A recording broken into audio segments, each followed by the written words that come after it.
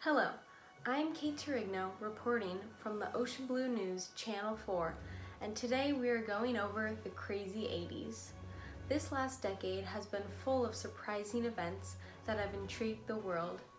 Even though it has been such an exciting 10 years, today we will only be covering 3 major events.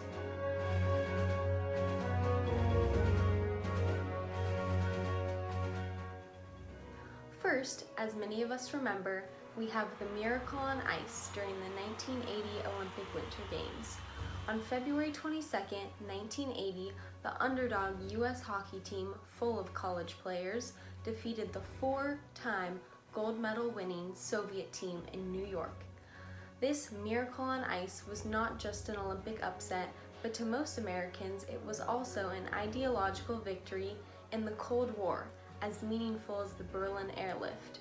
The timing of this win was quite encouraging due to President Carter's previous announcement that the United States was going to boycott the 1980 Summer Games because of the Soviets' invasion of Afghanistan. With the Americans being faced with a major recession, they were in much need of a celebration, and the Miracle on Ice provided that for them.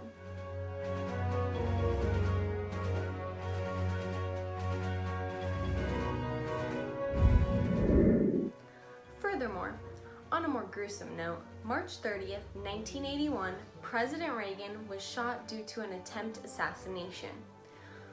Reagan was walking with his entourage to his limousine because he had just finished addressing a labor meeting, and a deranged drifter named John Hinckley Jr. fired 6 shots and hit Reagan as well as 3 of his assistants. Hinckley was immediately pinned against a wall with no room to escape, while Reagan, having no idea he had been shot, was shoved into his limousine. Later, we found out that Reagan was shot in the left lung, just missing his heart. In June of 1982, Hinckley was found to not be guilty due to a reason of insanity, as his attorneys argued that he had a narcissistic personality disorder with medical evidence, and that he was clinically obsessed with the film Taxi Driver, in which the main character coincidentally attempts an assassination of a senator.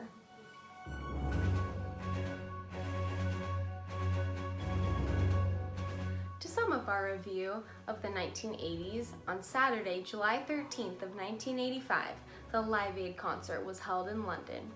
Organized by Bob Geldof and Midge Ure, they put together an unforgettable concert full of the world's most loved bands and artists to raise money for the relief of the famine-stricken people of Ethiopia. This 16-hour super concert was globally linked by satellite to over 1 billion viewers in 110 nations. More than 75 acts performed, such as some well-known artists like Queen, Elton John, Madonna, Mick Jagger, David Bowie, Tom Petty, and the list goes on and on. By the end, the concert raised over $125 million for the famine relief.